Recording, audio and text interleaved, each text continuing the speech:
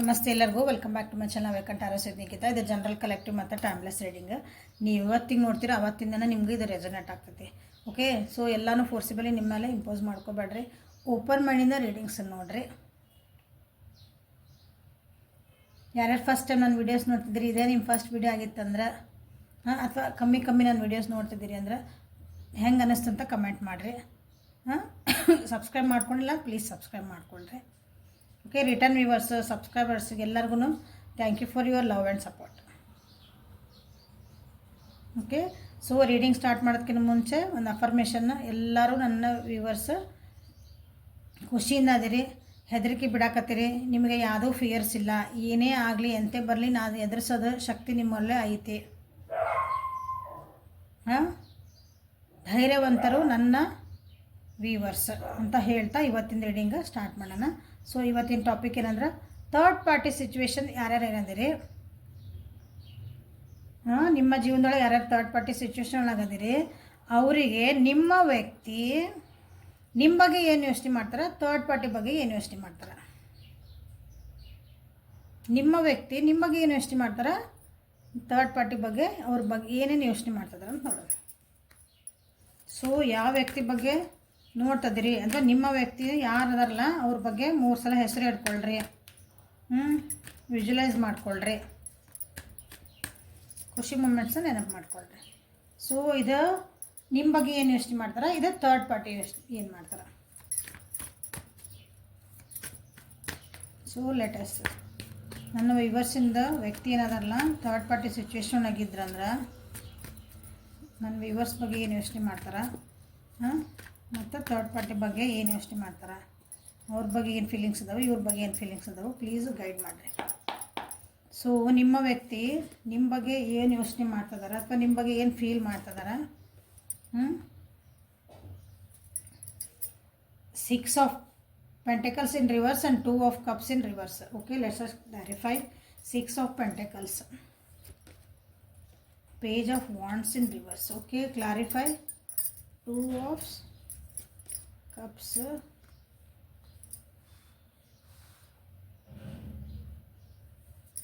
The hierophant. Okay, ಅವ್ರು ನಿಮ್ಮ third party ಬಗ್ಗೆ ಏನು ಯೋಚನೆ ಮಾಡ್ತಾರೆ ಅದನ್ನು. 7 of swords in reverse, 2 of pentacles in reverse. Clarify. 7 of swords in reverse, ace of swords in reverse. Clarify. 2 of pentacles, king of cups in reverse. So overall energy ಏನೈತಂದ್ರೆ ನಿಮ್ಮ ವ್ಯಕ್ತಿ ಮನಸ್ಥಿತಿ ಐತಂದ್ರೆ ಅವರಿಗೆ ಯಾರಿಗೋ ಒಬ್ಬರಿಗೆ ಅಂದ್ರೆ ನಿಮ್ಮಿಬ್ಬರೊಳಗೆ ಒಬ್ಬರಿಗೆ ಆಫರ್ ಕೊಡ್ಬೇಕಂತ ಮಾಡ್ಯಾರ. ಯಾರಿಗಂತ ಅಲ್ಲಿ ಹೇಳ್ತಾನೆ ರೀಡಿಂಗ್ನಾಗ. ಸೊ ಯಾರಿಗೋ ಒಬ್ಬರಿಗೆ ಒಂದು ಸ್ಟೆಬಿಲಿಟಿ, ಒಂದು ಏನಾದ್ರಿ ಹೊಸ ಕೆಲವೊಬ್ರು ಅನ್ಕೊತಿರ್ಬೇಕಿಲ್ಲ, ನೀನು ಬೇಡ ನಾ ಇನ್ನೊಬ್ರಿಗೆ ಯಾರಿಗ ನನ್ನ ಮನಸ್ಸು ಕೊಟ್ಬಿಡಲ್ಲ, ಅದು ಇನ್ನೊಬ್ರಿಗೆ ಪ್ರಪೋಸ್ ಮಾಡೋಣ ಅಂತ ಅನ್ಕೊತಿರ್ಬೇಕು ನೋಡ್ರಿ. ಯಾಕಂದ್ರೆ ಭಾಳ ಮೆಂಟಲಿ ಸ್ಟ್ರೆಸ್ ಆಗ್ಯಾರ ಅವ್ರಿಗೆ. ಈಗ ನನಗೆ ರೆಸ್ಟ್ ಬೇಕು, ನನಗೆ ಈ ಕಿಚಿ ಪಿಚಿಂದ ಇಬ್ಬರಿಂದ ನನಗೆ ಬೇಡ, ಎಲ್ಲರೂ ದೂರ ಹೋಗ್ಬೇಕಂತ ಅವರಿಗೆ ಅನ್ನಿಸ್ತಾ ಐತಿ ಒಂದೇ ಹೋಲ ನಿಮ್ಮ ವ್ಯಕ್ತಿಗೆ ನೋಡ್ರಿ. ಹೌದಾ, ದೂರನೇ ಹೋಗ್ಬೇಕು, ನನಗೆ ಇಲ್ಲೂ ಅನ್ನಿಸ್ಕೊಳಕ್ಕಾಗಲ್ಲ ಅಲ್ಲೂ ಅನ್ನಿಸ್ಕೊಳಕ್ಕಾಗಲ್ಲ. ನಾನು ಎಷ್ಟಂತ ತಡ್ಕೊಳ್ಳಿ, ನಾನು ಎಷ್ಟಂತ ಹೆದ್ರ ಜೀವನ ಮಾಡಲಿ ಅಂತ ಅನ್ನಿಸ್ತಾ ಐತೆ ಇಲ್ಲೇ.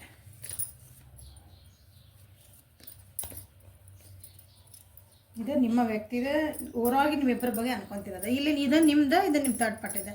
ನಿಮ್ಮ ವ್ಯಕ್ತಿ ನಿಮ್ಮ ಬಗ್ಗೆ ಏನು ಅನ್ಕೊತಿದಾರಂದ್ರೆ ನೀವು ಅವರಿಗೆ ಒಂದು ಸಮಾನ ಆಗಿ ಅವ್ರು ನಿಮ್ಗೆ ಏನು ಪ್ರೀತಿ ತೋರಿಸಿದ್ರು, ಅವ್ರು ನಿಮ್ಗೆ ಏನು ನಿಮ್ಗೊಂದು ಸಪೋರ್ಟ್ ಮಾಡಿದ್ರು, ಅದನ್ನು ನೀವು ಮಾಡೋಕ್ಕೆ ತಯಾರಿಲ್ಲ, ನೀವು ಮಾಡಲಿಲ್ಲ.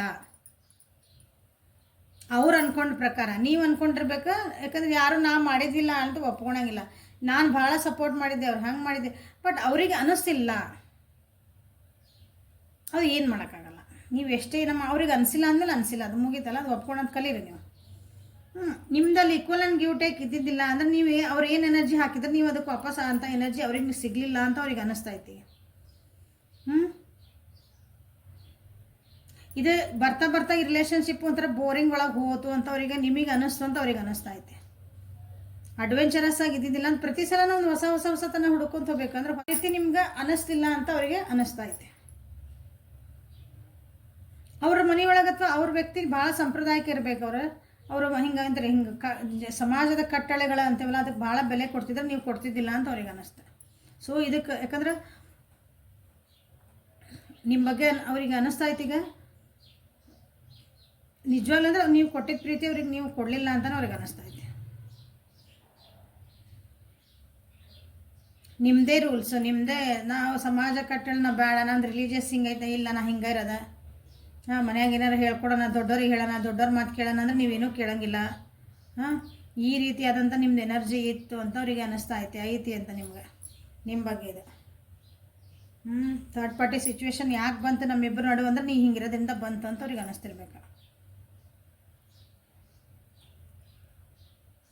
ಥರ್ಡ್ ಪಾರ್ಟಿ ಬಗ್ಗೆ ಅನ್ನಿಸ್ತಾ ಇತ್ತು ಅವ್ರಿಗೆ ಇಲ್ಲಿ. ಥರ್ಡ್ ಪಾರ್ಟಿ ಬಗ್ಗೆ ಏನು ಯೋಚನೆ ಮಾಡ್ತಾರೆ ನೋಡೋಣ. ಥರ್ಡ್ ಪಾರ್ಟಿ ಅವರಿಗೆ ಮೋಸ್ಟ್ಲಿ ಕೆಲವೊಂದು ಸಲ ಅವರು ಒಂದು ಏನಂತೀರಿ ನಂದೇ ಅಂತ ಅಂದ್ಕೊಂಡಿರ್ಬೇಕು, ನಾ ಹೇಳ್ತಿರೋದೇ ಸರಿ ಅಥವಾ ಈ ವ್ಯಕ್ತಿನ ಕಸ್ಕೊಂಡ್ಬಿಟ್ಟೆ ಅಂದ್ಕೊಂಡಿರ್ಬೇಕು. ಬಟ್ ಈಗ ಅವರಿಗೆ ಅರಿವಾಗಿರಬಹುದು, ಅವ್ರ ಯೋಚನೆ ಲಹರಿಗಳು ಸ್ವಲ್ಪ ಚೇಂಜ್ ಆಗ್ಯಾವು. ಬಟ್ ಅವರೂ ಈ ನಿಮ್ಮ ವ್ಯಕ್ತಿ ಜೊತೆಗೆ ಅಡ್ಜಸ್ಟ್ ಮಾಡ್ಕೊಳಕ್ಕೆ ಅಥವಾ ಹೊಂದ್ಕೊಂಡು ಹೋಗೋಕೆ ಕಷ್ಟಪಡ್ತಿದ್ದಾರೆ. ಅವ್ರಿಗೂ ಆಗ್ತಾ ಇಲ್ಲ ಅಲ್ಲೇ, ಬಟ್ ಅವರು ಅಟ್ಲೀಸ್ಟ್ ಟ್ರೈ ಮಾಡ್ತಿದ್ದಾರೆ ಅಂತ ಅವ್ರಿಗೆ ಅನ್ನಿಸ್ತಾ ಐತೆ. ಇದೊಂದು ರಿಲೇಷನ್ಶಿಪ್ ಒಳಗೆ ನೀವು ಟ್ರೈ ಮಾಡಲಿಲ್ಲ, ಅವರು ಟ್ರೈ ಮಾಡ್ತಿದ್ದಾರೆ. ಅಟ್ಲೀಸ್ಟ್ ಇದು ಹೊಂದ್ಕೊಂಡು ಹೋಗೋಣ, ಸರಿ ಮಾಡ್ಕೊಂಡು ಹೋಗೋಣ. ಇವು ನಿಮ್ಮ ವ್ಯಕ್ತಿಯವ್ರಿಗೆ ಏನೋ ಒಂದು ಅಂದರು, ಏನೋ ಮಾಡಿದ್ರು, ಸಿಟ್ಟಿನೊಳಗೆ ಏನೋ ಮಾಡಿದ್ರು ಅಂದಾಗ ಅವರು ಅದನ್ನು ಒಂದು ಸ್ವಲ್ಪ ಬ್ಯಾಲೆನ್ಸ್ ಮಾಡೋಕ್ಕೆ ಟ್ರೈ ಮಾಡಿದರು. ಇಲ್ಲ ನೀವೇನು ಮಾಡಿದ್ರೆ ಇಲ್ಲ ನನಗೆ ಆಗಂಗಿಲ್ಲ ಅಂತ ನೀವು ಸರ್ಕೊಂಡ್ಬಿಟ್ರಿ ಅಂತ ಅವರಿಗೆ ಅನ್ನಿಸ್ತಾ ಐತೆ. ಕೆಲವೊಂದು ವಿಷಯಗಳ ಒಳಗೆ ಸೋಡ್ಲಿ ದುಡ್ಡಿನ ವಿಷಯ ಬಂದಿರ್ಬೋದು, ಆಮೇಲೆ ಒಂದು ಮಾನಸಿಕವಾಗಿ ಒಂದು ನಮಗೊಂದು ಸಪೋರ್ಟ್ ಬೇಕಾಗ್ತದೆ, ಎಮೋಷ್ನಲ್ ಸಪೋರ್ಟ್ ಅಂತೇವೆ ಅದಕ್ಕೆ. ಆ ರೀತಿ ಆದಾಗ ನೀವು ಅವ್ರಿಗೆ ಸಪೋರ್ಟ್ ಕೊಟ್ಟಿಲ್ಲ, ಅಥವಾ ನಂದು ಯಾರ್ದೋ ಹೇಳಿದ್ರು ನಮ್ಮ ಮನೆಯೊಳಗೆ ಹಿಂಗೆ ಹೇಳಿದ್ರೆ ನಾ ಹಿಂಗೆ ಇರಬಾರ್ದು, ನಾವು ಹಂಗಲ್ಲ, ಆ ರೀತಿ ಒಂದು ನೆವ ಹೇಳಿ ನೀವು ದೂರ ಸರ್ದಿರಿ ಅಂತ ಅವರಿಗೆ ಅನ್ನಿಸ್ತಾ ಐತೆ.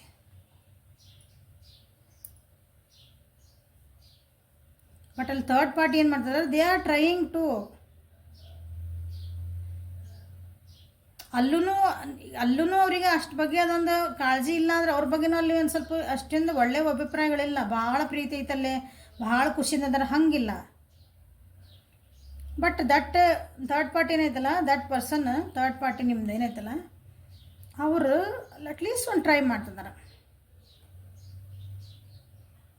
ಪ್ಯಾಚಪ್ ಮಾಡ್ಕೊಳಕ್ಕೆ ಟ್ರೈ ಮಾಡ್ತಿದ್ದಾರೆ,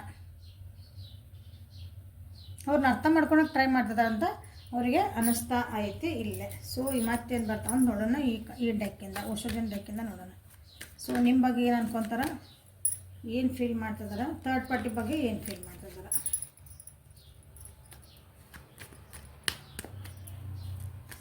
ಕೆಲವೊಂದು ಸಲ ಹೆಂಗೆ ಆಗ್ತದಂದ್ರೆ ನಾವು ಬೇರೆ ತಪ್ಪುಗಳನ್ನ ನೋಡ್ತಾ ನಮ್ಮ ತಪ್ಪುಗಳು ನಮಗೆ ಕಾಣೋದೇ ಇಲ್ಲ. ನಾವು ಮಾಡಿದ್ದೇ ಸರಿ ಅನ್ಸಕ್ಕದ್ ಬಿಡ್ತೈತಿ. ಅದು ಎದುರಿಗಿರೋ ವ್ಯಕ್ತಿ ಏನು ಫೀಲ್ ಮಾಡ್ತಿದ್ದಾರೆ, ನಾವು ಸರಿ ಇದ್ರೂ ಎದುರಿಗಿರೋ ವ್ಯಕ್ತಿ ಏನು ಫೀಲ್ ಮಾಡ್ತಿದ್ದಾರೆ, ಅದು ಭಾಳ ಇಂಪಾರ್ಟೆಂಟ್ ಒಂದು ರಿಲೇಷನ್ಶಿಪ್ ಒಳಗೆ. ನಾವು ಎಷ್ಟೇ ಸರಿ ಇರಲಿ, ನಾವು ಏನೇ ಕರೆಕ್ಟ್ ಇರಲಿ, ನಾವು ಅವ್ರಿಗೆ ಎಷ್ಟೇ ಪ್ರೀತಿ ತೋರಿಸ್ತಿರಲಿ, ನಾವು ಎಷ್ಟೇ ಅವರಿಗೆ ಸಪೋರ್ಟ್ ಮಾಡ್ತಿರಲಿ, ಬಟ್ ಎದುರಿಗಿರೋ ವ್ಯಕ್ತಿ ಏನು ಫೀಲ್ ಮಾಡ್ತಿದ್ದಾರೆ ಅದು ಕೌಂಟ್ ಆಗ್ತೈತಿ. ನೀವು ಹಾಕಿದ ಎನರ್ಜಿಗೆಲ್ಲ ರಿಸಲ್ಟ್ ಏನು ಕೊಡ್ತೈತಿ, ಎದುರಿಗಿರೋ ಪಾರ್ಟಿ ಅವರು ಏನು ಫೀಲ್ ಮಾಡ್ತಾರೆ, ಏನು ಯೋಚನೆ ಮಾಡ್ತಾರಲ್ಲ, ಏನು ಫೀಲ್ ಮಾಡ್ತಾರಲ್ಲ, that is the final. So ನೀವು ಹೇಳ್ಬೋದು ನಾ ಇಷ್ಟು ಸಪೋರ್ಟ್ ಮಾಡಿದ್ದೆ, ನಾ ಹಿಂಗಿದ್ದೆ, ಬಟ್ ಅವ್ರಿಗೆ ಏನೂ ಇದು ಫೀಲ್ ಆಗಿಲ್ಲ ಅಂದಮೇಲೆ ವೇಸ್ಟ್ ಅಲ್ಲ ಅದು. ನೀವು ಹಾಕಿದ ಎನರ್ಜಿ ಎಲ್ಲ ವೇಸ್ಟ್, ತಿಳ್ಕೊಂಬಿಡೋದು. ಸೊ ಯಾರಿಗೋ ನೀವು ಏನೋ ಒಂದು ಎನರ್ಜಿ ಹಾಕ್ತದಿರಿ, ಅವ್ರಿಗೊಂದು ಕಾಂಟ್ಯಾಕ್ಟ್ ಅಂದರೆ ನಿಮ್ಗೊಂದು ಅವ್ರಿಗೆ ಏನಂತೀರಿ ಒಂದು ಕಂಪ್ಯಾಟಬಿಲ್ ಕೊಡಾಕತ್ತೀರಂದ್ರೆ try to see that how they are feeling. ಅವ್ರು ಏನು ಫೀಲ್ ಮಾಡ್ತಿದಾರೆ, ಅವ್ರು ಏನು ಅನ್ಕೊತಿದಾರಲ್ಲ, ಅಂದರೆ ಅವ್ರು ಏನು ಅನ್ಭವಿಸ್ತದಾರ, ಅದನ್ನು ಯಾವ ರೀತಿ ತೊಗೊತಿದಾರ, ನೀವು ಅದನ್ನು ಪ್ಲೀಸ್ ಅಬ್ಸರ್ವ್ ಮಾಡಿರಿ. ನಿಮ್ದು ಎಷ್ಟೋ ರಿಲೇಷನ್ಶಿಪ್ಗಳು ಸರಿ ಆಗ್ಬೋದು, ಎಷ್ಟೋ ರಿಲೇಷನ್ಶಿಪ್ಗಳು ನಿಮ್ಗೆ ನೀವು ಕರೆಕ್ಟ್ ದಾರಿ ಒಳಗೆ ಹೋಗೋಕ್ಕೂ ಹೆಲ್ಪ್ ಆಗ್ತಾವೆ. So try this. ಸೊ ನಿಮ್ಮ ಬಗ್ಗೆ ಅವ್ರು ಏನು ಯೋಚನೆ ಮಾಡ್ತಿದ್ದಾರೆ.